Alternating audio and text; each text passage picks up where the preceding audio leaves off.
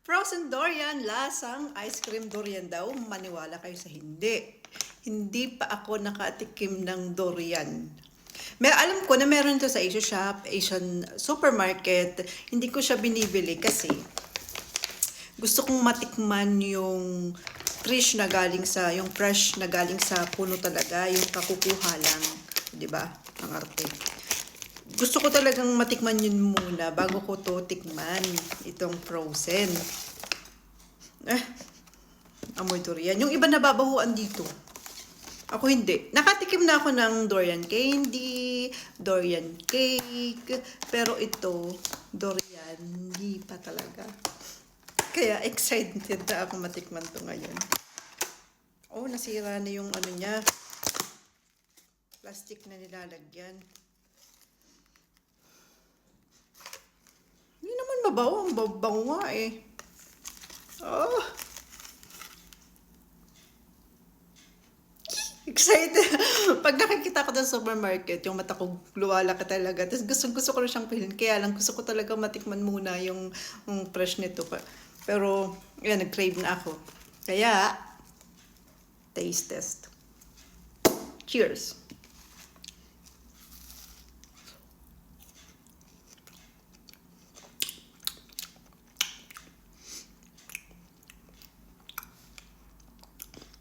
Iba yung amoy niya sa mga candy, sa mga cake. Ito matapang yung amoy eh. Kahit nakaano siya, kahit frozen siya. Parang hindi ko naman nalalasahan. Ito ba yung lasa ng durian?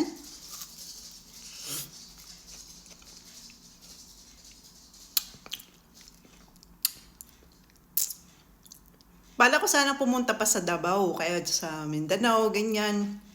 Di ba mas maraming ano doon, yung mga durian na galing sa puno, yung fresh talaga?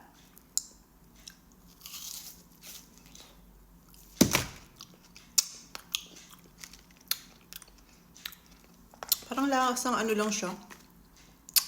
Gatas lang.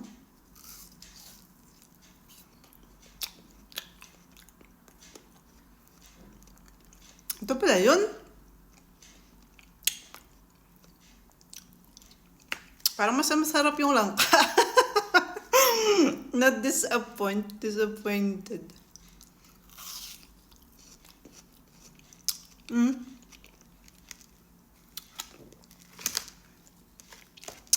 Ewan ko lang yung fresh kung ganito yung lasa. Ano ba yan? Tingnan nga natin. Ito yung ano niya, oh. Balot niya. Masarap naman. Pero mas masarap yung langka. Iba yung na-expect ko na lasa niya. Kasi yung iba talaga napapahuwaw, ganun, di ba?